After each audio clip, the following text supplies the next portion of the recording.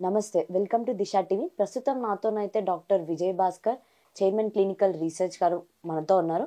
So, ఈ టైంలో ఎట్లా అనంటే కోవిడ్ వస్తుంది కాబట్టి అంటే కోవిడ్ నుంచి ఒక కొత్త వేరియంట్ అయితే ఇప్పుడు స్ప్రెడ్ అయితా ఉంది.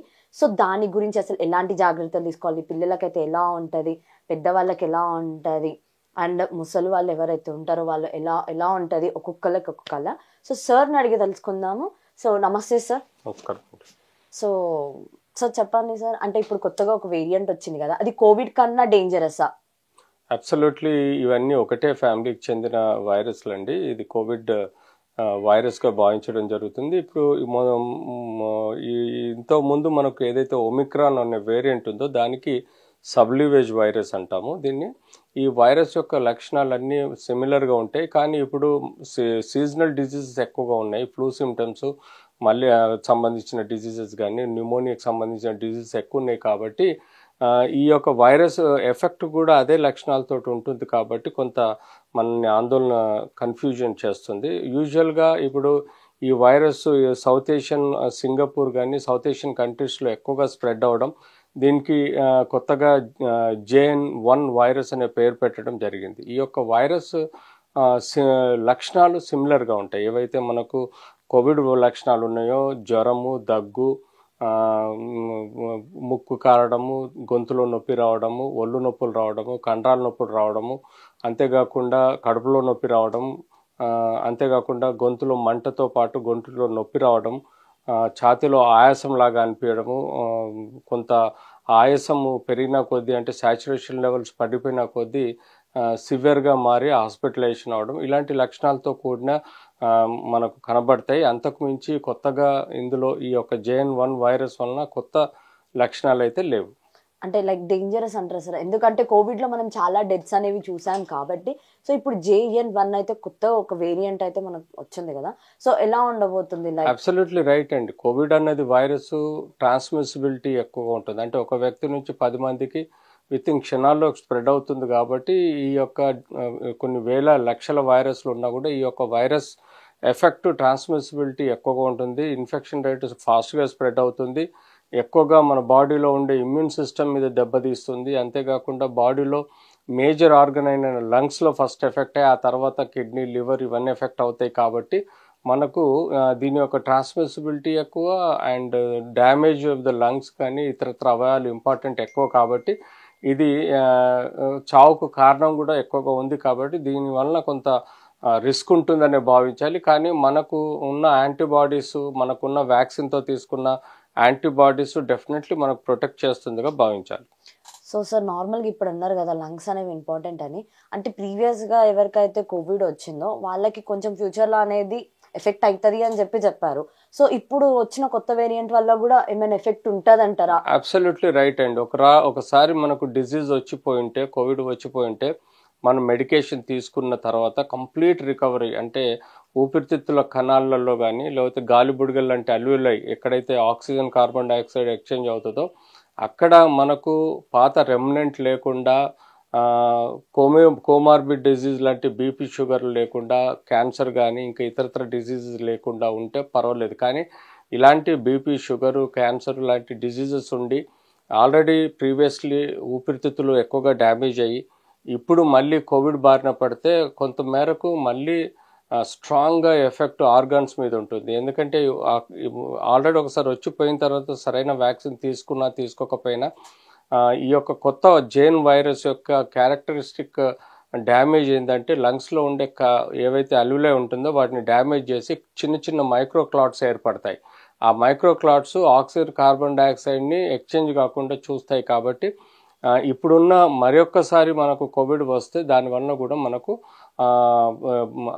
ఊపిరితిత్తు మీద ఎక్కువ భారం పడి క్రిటికల్గా మారే అవకాశం ఉంటుంది.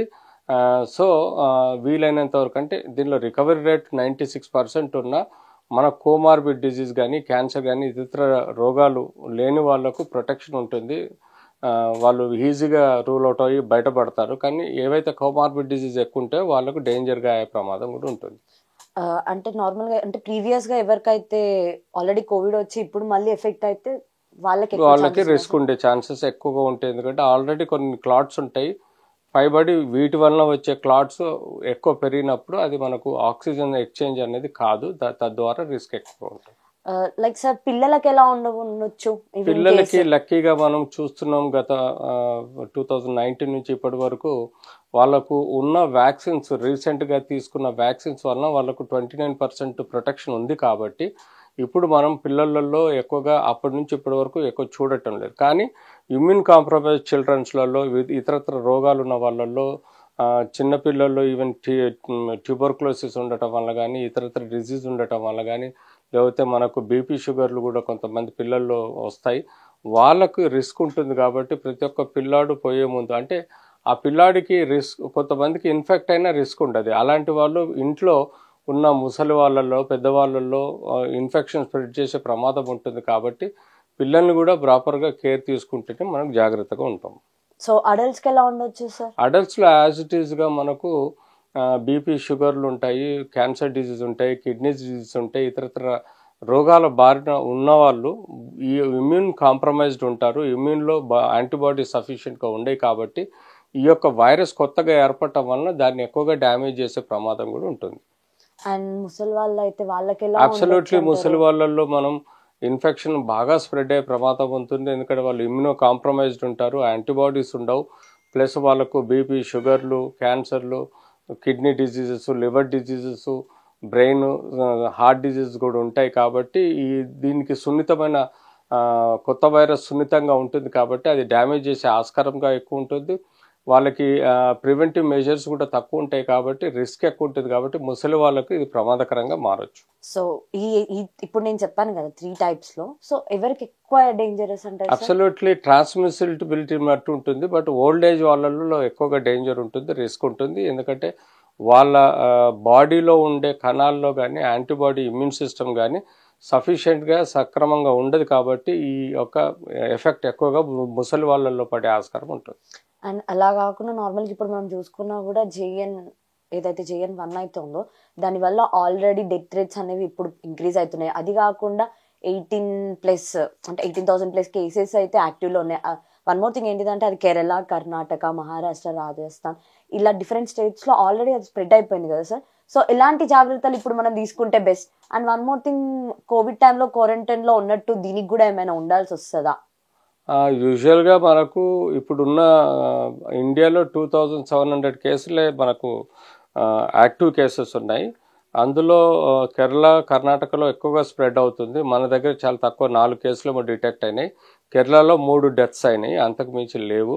బట్ ఓవరాల్గా prevention is better then treatment. అంటే mask, face shield, physical distance, sanitization, ఈ 4 పద్ధతులు యథావిధిగా మనం కోవిడ్లో నేర్చుకునేవి అవుతున్నాయో అవి తీసుకుంటే మనకు ఎట్టి పరిస్థితుల్లో సమస్యలు రావు.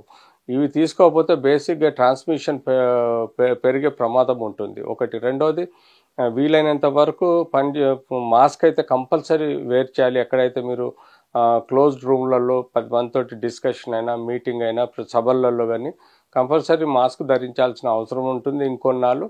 అలాగే అందరూ వ్యాక్సిన్ వేసుకోవాల్సిన అవసరం ఉంటుంది. దానికి తోడు ఏమాత్రం చిన్న ఆరోగ్య పరిస్థితి బాగాలేకుండా దగ్గరలో ఉన్న డాక్టర్ చూపించుకొని మెడికల్ ట్రీట్మెంట్ తీసుకోవాల్సిన అవసరం ఉంది.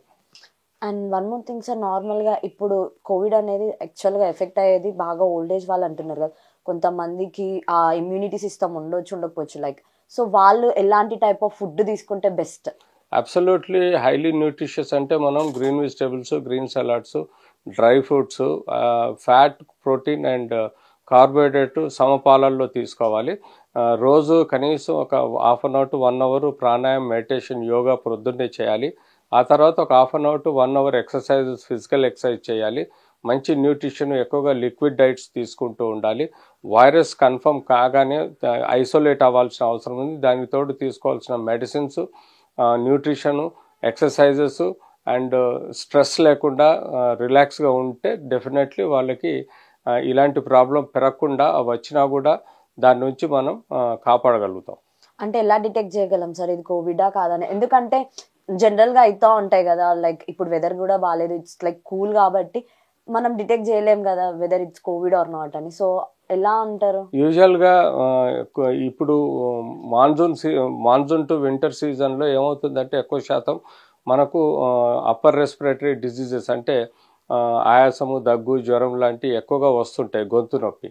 ఇవి మనం ఫ్లూ సిమ్టమ్స్గా భావించవచ్చు, న్యూమోనియాగా భావించవచ్చు, ఇతరత్ర అప్పర్ రెస్పిరేటరీ ఇన్ఫెక్షన్స్ అనుకోవచ్చు. కానీ ఎవరికైతే ఈ ఇచ్చిన ట్రీట్మెంట్ రెస్పాండ్ రాదో వాళ్ళు కంపల్సరీగా యాంటీబాడీ టెస్ట్ చేసుకోవాలి. యాంటీబాడీ టెస్ట్ చేసుకుంటే మనకు రెస్పాన్స్ని బట్టి మనకు బాడీలో కోవిడ్ వచ్చిందా లేదా తెలుసుకోవచ్చు. అంతేకాకుండా బ్లడ్ శాంపుల్ తీసుకొని ఆర్టీపీసీఆర్ టెస్ట్ చేయడం ద్వారా కూడా మనకు ఈ యొక్క డిజీజ్ క్యారెక్టర్ కానీ డిజీజ్ టైప్ కానీ అది ఒమిక్రాన్ సంబంధించిన సబ్ వేరియంట్గా భావించడం జరుగుతుంది. కాబట్టి ఆ వైరస్ ఉందా లేదా అని తెలుసుకొని ఇమ్మీడియట్లీ ప్రాపర్గా ఇన్వెస్టిగేషన్ చేసుకొని వైద్యం తీసుకోవాల్సిన అవసరం కూడా ఉంటుంది.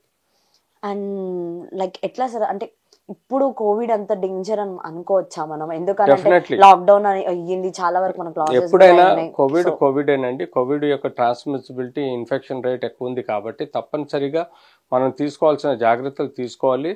నెగ్లెక్ట్ చేయటం వల్ల మళ్ళీ మనం ఇదివరకు ఎప్పుడైతే లాక్డౌన్లో పోయి చాలా సఫర్ అయినామో, ఆర్థికంగా, మానసికంగా, శారీరకంగా దెబ్బతిన్నామో అలా జరగకుండా చూసుకోవాలంటే ఇప్పుడు తీసుకోవాల్సిన మాస్క్, ఫిజికల్ డిస్టెన్స్, శానిటైజేషన్ లాంటి కేర్ తీసుకుంటే తప్పకుండా కంట్రోల్ అవుతుంది. నార్మల్గా ఇప్పుడు కేరళ అయితే ఎక్కువ ఉంది కదా sir active cases కోవిడ్వి.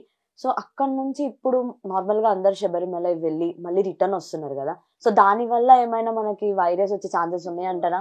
Absolutely right అండి. ఇప్పుడు ఇది యాక్చువల్లీ సింగపూర్ సిటీలో స్టార్ట్ అయిన ఇన్ఫెక్షన్ క్రమంగా సౌత్ ఏషియన్ కంట్రీస్లో అన్ని దేశాలకు వ్యాప్తి చెందింది. అలాగే యుఎస్ఏలో కూడా హెచ్ఎన్ వైరస్ అన్నది ఒకటి స్ప్రెడ్ అవుతుంది. ఇక్కడున్న జేఎన్ వైరస్ కూడా మనకు సౌత్ ఏషియన్ కంట్రీస్లో నుంచి స్ప్రెడ్ అయిన ఇన్ఫెక్షన్గా భావించాలి.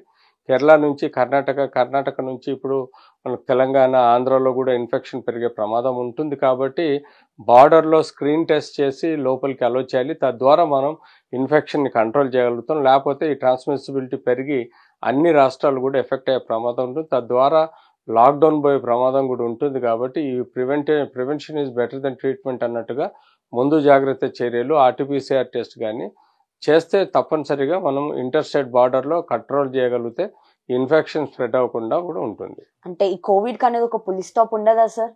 అబ్సల్యూట్లీ. ప్రపంచంలో లక్షల వైరస్లు వాటి యొక్క మార్ఫాలజీ అంటే వాటి స్ట్రక్చర్ మార్చుకుంటూ కొత్త వైరస్ రూపంలో వస్తాయి. కొత్త వైరస్ పేర్లు కూడా ఉంటాయి. కాబట్టి మనం ఒకసారి వైరస్ ప్రపంచం ఉన్నంత వరకు, మానవాళి ఉన్నంత వరకు కొత్త వైరస్లు వస్తూ ఉంటాయి. అంటే లైక్ కోవిడ్ అనేది బాగా ఎఫెక్ట్ అయింది కదా ప్రతి ఒక్కరికి, హ్యూమన్ బీయింగ్ కానీ అదే ఎవరికైనా సరే, కానీ లైక్ ఇది పెద్ద డ్రాస్టిక్ అని మనం అనుకోవచ్చు.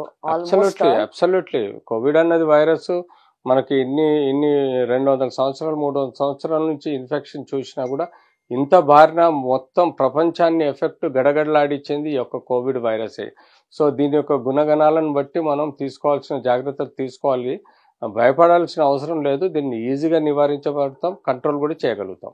సో చూసారు కదా డాక్టర్ విజయ్ భాస్కర్ అయితే ఏదైతే చెప్పారో, సో కోవిడ్ రాకుండా ఏవైతే ముందే మీకు అలాంటి లక్షణాలు ఏమైనా కనిపించిందా కానీ, సో తొందరగా వెళ్ళి ఏదైతే మీ నియర్ బైగా ఉన్న హాస్పిటల్స్లో కానీ క్లినిక్స్లలో కానీ టెస్ట్ చేయించుకొని అది కోవిడ్ అయితే దానికి ఏవైతే కావాలో టాబ్లెట్స్ కానీ యాంటీబయాటిక్స్ కానీ అవన్నీ యూజ్ చేయండి. అండ్ అందరూ సేఫ్గా ఉండండి అండ్ హెల్తీగా ఉండండి.